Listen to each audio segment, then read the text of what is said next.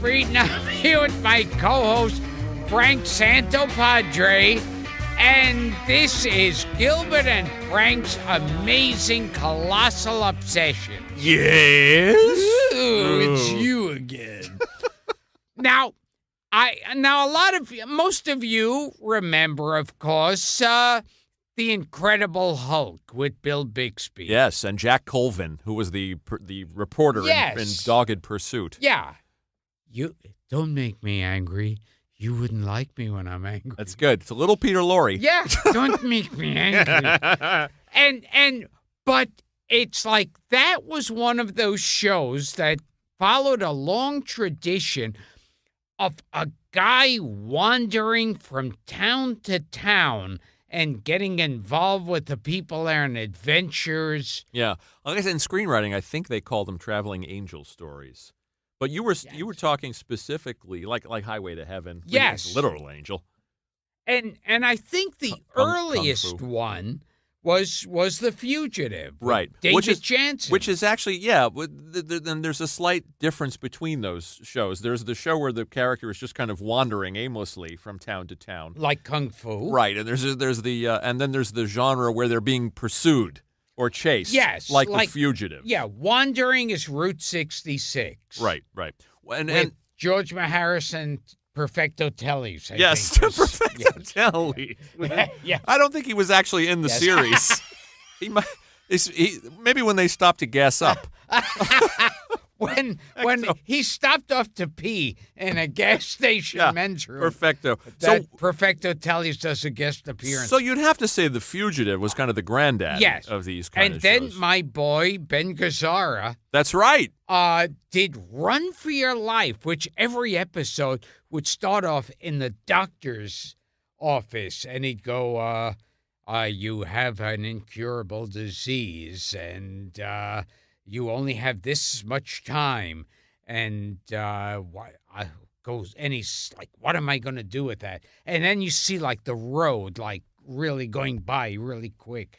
And Ben Gazzara would travel from town to town. I don't think I ever saw Run for Your Life. Yeah, there was one with Don Rickles. Really? Yeah. What was he being pursued? Why was he being pursued? Oh, well, he was he an ex-con? He wasn't being pursued. Okay. He was dying of a dread disease. Okay. So he figured he'll just wander. Okay, so there you go. Yeah. So David Jansen is being pursued for a crime he didn't commit. Yes. Which was based on a real-life murder case. I didn't know that. Yes, That's good trivia. there was an actual doctor who was, as Richard Kimball was in this series, a doctor. Right. And he was accused of, hey, can someone look that up? An real-life murder case. Frankie, you want to look that up for us? And he was an actual doctor who was accused of murdering his wife, but they feel there were a lot of doubt. You're not talking about the Carol Chessman story. You're not talking about the one that Alan Alda played. No, I'm talking about the Carol Channing story. Carol Channing. Where's Mario? Hello, Johnny. Well, hello, Johnny. It's so nice to have you back where you belong. It's not bad. I was going to say, where's Mario when you need him? See, I can do a drag. I'd like to see that.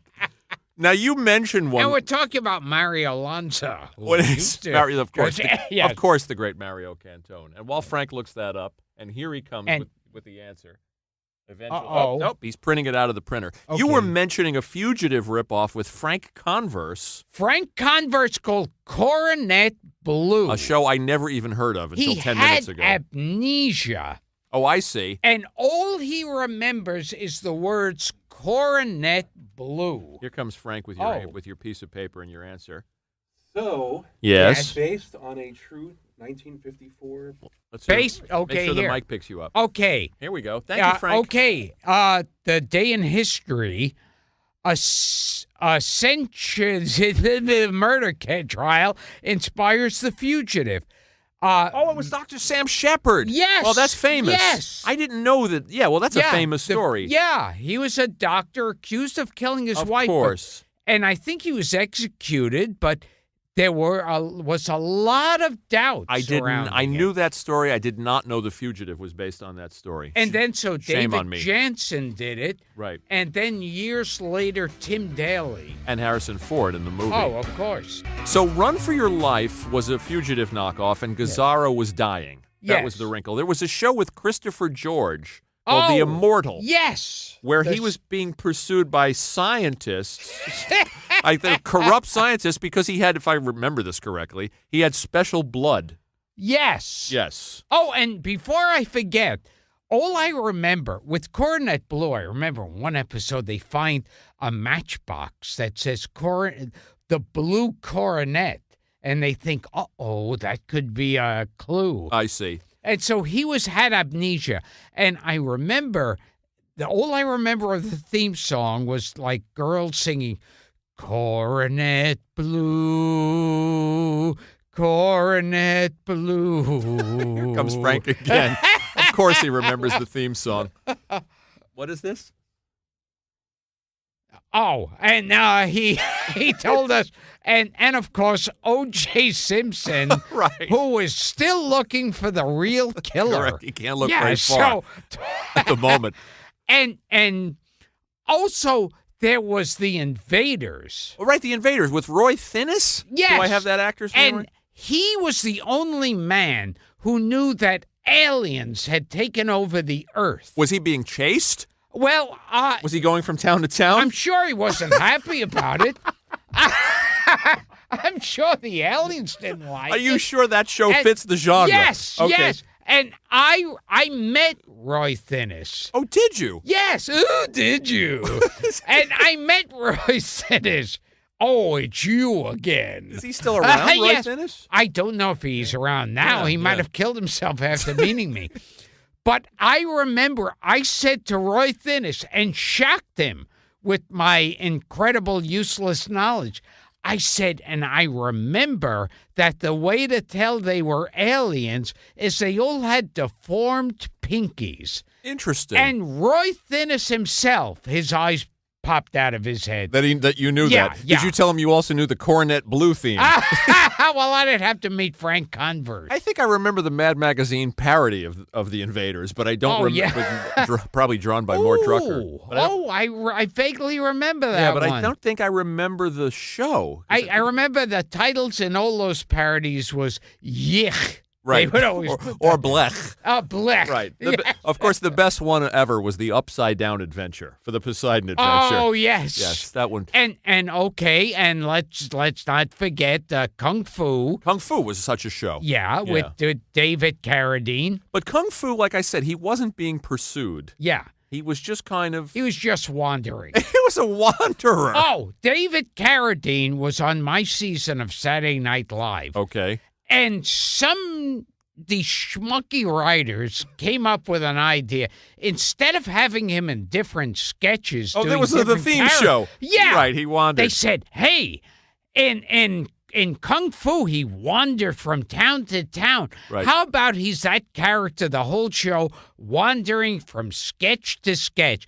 And 1 minute into the first sketch, I remember thinking, ooh, is this a bad idea? So it was like the first SNL theme show. Yes. I think we talked about this. It was horrible. So Route 66, you said, is such a show. Kung Fu. I think we're mixing genres here, but I'll allow it. Run for Your Life, The Invaders, The Immortal. Oh, and we both remember Run, Buddy, Run. Run, Buddy, Run was a comedy. sitcom with, I believe, Jack Sheldon. Yeah. Most famous as the voice from Schoolhouse Rock. Oh, I'm that's just a right. Bill. I'm only a Bill. Oh, my God, yes. Right, Jack, the great Jack Sheldon. I wonder if he's around. We should see if we can find Jack Sheldon. Okay, since you brought up the Hulk, and I'm going to wrap with this because we got to move it because we got a guest. And I know, we got a guest coming in. I already know that our listeners are going to be emailing. Oh, yeah, let's put that out there. With 5 billion shows. So, yeah, like if that. you guys can think of a show where the main character was either being chased or pursued, or It was an offshoot of that. He was just kind of, he or she. Just wandering. Just wandering through the earth. Yeah. Across the earth. Basically getting, Highway to Heaven, right? Highway to Heaven, exactly. Yeah. Boy, there's some on the tip of my tongue that I'm going to think of. I know. I'm going to think of a million after we're through that fall into this. both of those categories. So like a fugitive story where they're being pursued, or just a traveling angel story. And I remember Get Smart did a takeoff on the they did. Fugitive and the takeoff on Run for Your Life. That's right. There's a little fugitive homage on Twin Peaks with a one-armed man. Oh yes, that is being pursued by Agent Cooper. And of course, at the end of each Hulk episode, da da da da da da da da. Your theme song, your memory for theme songs is unmatched. Okay, I'll take us out with this. Name 5 Bill Bixby series. Oh, wasn't there one called A Magician? Yes. Somebody's father. The Courtship of Eddie's Father. Very good. That's 2. Okay. Oh, geez. Well, you said the Hulk, so there's 3. Yeah, so that's 3. You need 2. Oh, I need 2 more? Yeah. Oh, fuck. Oh, God. One you'll know, and one may stump you. Oh, geez. Okay, which? The one that's going to stump you is Goodnight Beantown. Oh, my God, I remember the title. I've never seen an episode of it, but I remember the title, Goodnight Beantown. And now, as our listeners are way ahead of you, you'll hate yourself for this. I will. My Favorite Martian. Oh, fuck! Oh, fuck! That's like when you're on a game show and you forget your own phone number. Or what city do you live in? Exactly. Oh, fuck, where do I live? Oh, my favorite Martian! Yes. Oh, fuck! with Ray Walston. That's right, with Ray Walston. And we asked Amy Heckerling all about Ray Walston, who's in Fast Times. And this wasn't a series, but I remember Bill Bixby was in a TV production of a Bruce J. Friedman. Sure was, Steam Bath, and that had Valerie Perrine naked. Yes, that's why you remember it. Yes, that's I remember. You don't remember the fine writing of Bruce J. Friedman. You remember Valerie Perrine's I don't care cans. about him and his typewriter.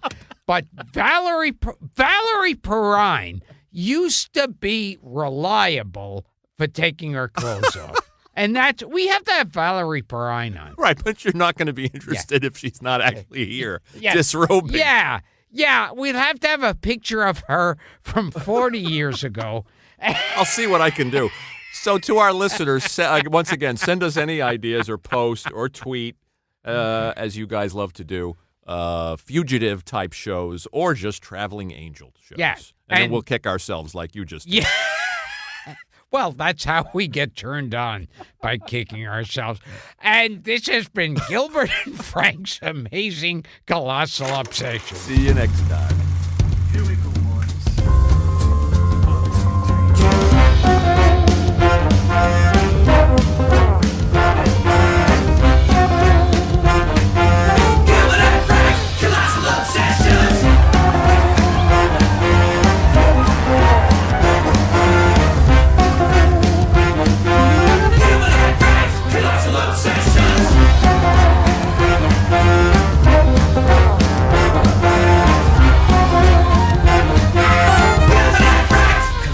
Sessions.